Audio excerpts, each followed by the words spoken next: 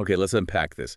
We're starting today's deep dive in a really difficult place, the coast of the Gambia. Yeah. A vessel capsized there not long ago, near a village in the North Bank region. It was carrying, what, over 200 people? Happened around midnight. It's a really sobering place to start, and the initial reports just underscore the sheer scope of the disaster. Authorities confirmed at least 7 people died. At least 7. Right, and dozens are still missing. The silver lining, if you can even call it that, is that 96 people were rescued, though many were seriously wounded. And the Gambian Navy was involved in that, right, in the rescue. They were instrumental. It was a complex operation. They found the vessel itself just grounded into a sandbank. So that single tragic event is the lens we're going to use today, because this isn't just a discussion about one terrible night. No, not at all. It's an examination of one of the world's most perilous migration corridors, the path from West Africa to the Canary Islands. Our goal is to move past the headline and really get into the African context, understand the drivers, the confusing data and the context that's so often missing. And to ground this, we're drawing on a really detailed news article from Al Jazeera. It was published on January 1st, 2026. Okay. And it did more than just cover the capsize. It provided crucial background data on the road itself, which, lets us connect this specific tragedy to these broader, much more alarming patterns. And one thing that stood out immediately from that reporting, and this really confirms the regional complexity, is that this is not just a Gambian story. Absolutely not. The official statement from their Ministry of Defense noted that several of the victims identified were not of Gambian nationality. That's a critical detail. It confirms that this journey is a desperate collective effort. You have people from all across West Africa. The Gambia, geographically, it serves as this crucial jumping-off point. Towards the Canary Islands? Exactly. Which, for these migrants, represents the main and often the only gateway to continental Europe. And as you said, sadly, this is just part of a pattern. The article didn't treat it like a one-off. It even referenced another tragedy, think back in May of last year. That's right, where 7 women and girls died approaching the Canaries. The sheer regularity of these events, it tells you we're dealing with a structural crisis. And that structure, that reality, is defined by the boats themselves. The tools, yeah. The source describes the vessels as flimsy and often overcrowded. You have to picture this. Small fishing boats, sometimes canoes, totally unsuited for the open Atlantic. This is just a high risk, then. No, it's a calculated survival lottery. That's really the only way to describe it. And the numbers reflecting that lottery are just. They're truly shocking. Let's look at the scale. European Union data says that over 46,000 migrants successfully reached the Canary Islands in 2024. 46,000. People who decided the risk was worth it and, crucially, survived. But the shadow of that number is the human cost. It's immense. The Spanish rights group, Caminando Fronteras, they tracked these fatalities. They reported that over 10,000 people died attempting that exact journey in 2024. 10,000. And that figure represents a staggering, terrifying 58% increase in deaths compared to 2023. We just need to sit with that for a second. A 58% jump in confirmed deaths in 1 year. Yeah. If you saw that kind of increase in fatalities in, say, air travel, it would trigger a massive global investigation, a complete halt. Of course, but here the crisis is framed politically. It's not seen as a safety crisis. So before we get into the politics, let's just clarify a term we keep using, irregular migration. Yeah. What does that actually mean in this context? That's essential. Look, irregular migration is simply movement that happens outside the normal legal frameworks for travel. For the vast majority of people in West Africa, legal pathways to Europe, visas, work permits, they're either non-existent or they're prohibitively expensive or they take years. So the safe regulated door is locked. It's locked. So people are forced onto this deadly maritime route. It becomes the only door available. Here's where it gets really interesting. Because these stats, the 10,000 deaths, that 58% increase, they aren't just dry numbers. They represent an agonizing individual choice. An individual calculus, absolutely, of desperation versus risk. The fact that the known risk of dying, a risk that has gone up by 58%, is still seen as the better option. Then staying home. Then staying home. It speaks volumes about the level of structural crisis in West Africa. This is a decision rooted in the failure of basic systems to provide any sense of hope. Can you give us a few examples of those pressures? What makes someone in, say, Dakar or Banjul look at a flimsy boat and think, yes, that is my best shot? Well, the pressures are systemic. They're all connected. You have crushing youth unemployment, in some places well over 50%. You have the climate crisis hitting hard desertification, the collapse of farming and fishing. Traditional livelihoods are just gone. They're vanishing.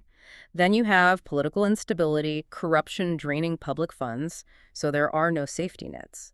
So when a family faces the reality that their child has no future, or might even starve, the risk of the Atlantic, as high as it is, it's just reframed as a viable investment in survival. The journey becomes a necessity, not a gamble. Yeah. It's almost impossible to grasp that level of desperation.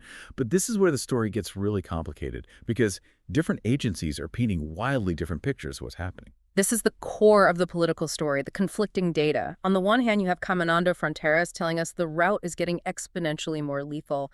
That 58% jump in deaths. A worsening humanitarian crisis, undeniable. Undeniable. But then right alongside that, you get these contradictory figures from Frontex, the European Border and Coast Guard Agency. Okay, and what are they saying? They claim that irregular migration along this route fell by 60% during the first 11 months of 2025. Wait. How does that make sense? How can the deaths be soaring if arrivals are plummeting? That contradiction is where you have to look really closely. And the source material gives us the answer. Frontex credits this 60% drop to stronger prevention efforts by departure countries. Stronger prevention efforts. Right. And if we connect this to the bigger picture, you realize this is a successful European political metric, not a humanitarian one.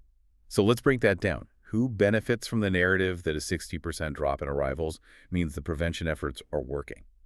Well, clearly, European governments and agencies like Frontex, they can report reduced arrivals, which justifies the huge budgets for border containment. It's essentially outsourcing border control. The story they tell is, we are securing the border. But the other side of that coin is the cost. And that cost is borne almost entirely by African citizens. Almost entirely. So how do these stronger prevention efforts actually work on the ground? They work through coercive pressure and funding. European powers provide money, training, equipment, patrol boats, radar, surveillance to African governments, the departure countries. So the Gambia, Senegal, Mauritania. Exactly. And this funding is conditional.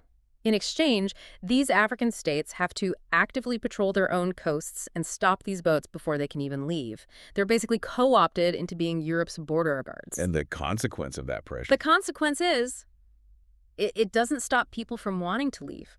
The structural drivers are still there, so it just pushes the migration into riskier, more hidden patterns. So people find other ways. They find other ways. Smugglers, knowing patrols are heavy near the coast, they move their operations further offshore. They use longer, even more poorly equipped routes, adding days to the journey and dramatically increasing the risk of capsizing, far from any hope of rescue. So the incident off Gambia, a boat with over 200 people capsizing far from shore, that's a direct result of these containment measures. It's a textbook result. The measures shift the risk, but they don't solve the underlying problem. This is a crucial point and something I think we all need to hold on to. It's not necessarily a drop in people leaving. It's a drop in successful arrivals in Europe, paired with a massive increase in deaths in the Atlantic. Precisely. Which raises a really important, maybe provocative question. Does a drop in arrivals actually signal an improvement? Or does it just mean that containment measures are making the journey infinitely more deadly? The evidence strongly suggests it's the lethality factor. Frontex's mandate prioritizes a number of arrivals stopped. It doesn't prioritize a humanitarian outcome, like reducing deaths. The focus is entirely on the symptom, not the cause. And that brings us to a key part of our mission here, which is identifying what's missing from the mainstream coverage. When we see a headline about a capsize, the focus is always on the rescue, the body count, the destination. And we lose the voices of the people themselves. We know over 200 people were on that boat. We know where they were going. But the source offers zero detail on their motivations. We don't hear their stories. We don't hear why they left, what was their personal tipping point. That's just absent.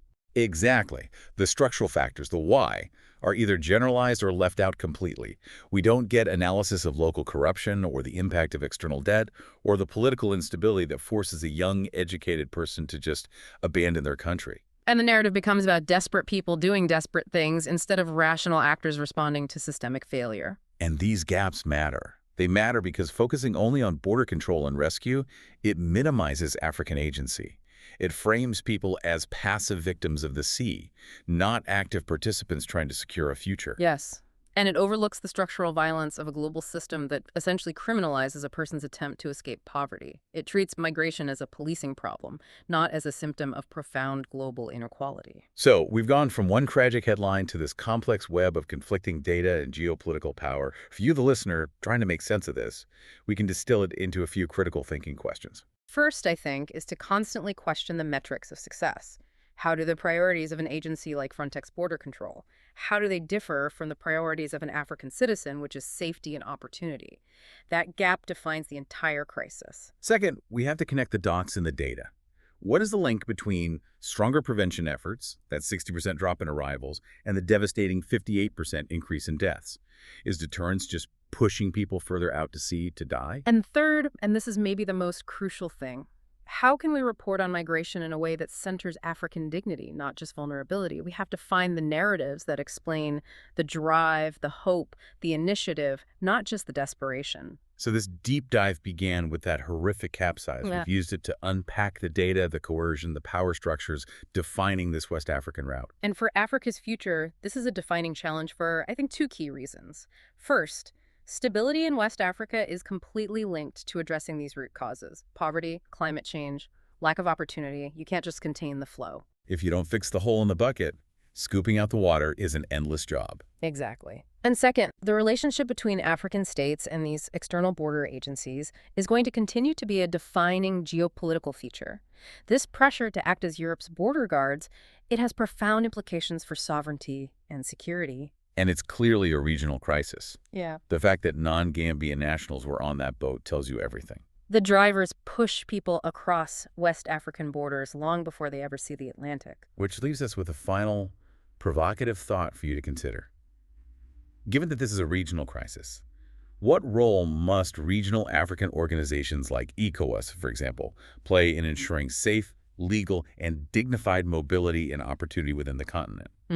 The ultimate solution to the deaths in the Atlantic might not be in European containment, but in creating viable options at home so that citizens can thrive and move safely before they ever have to make the decision to risk their lives on the deadliest maritime path in the world.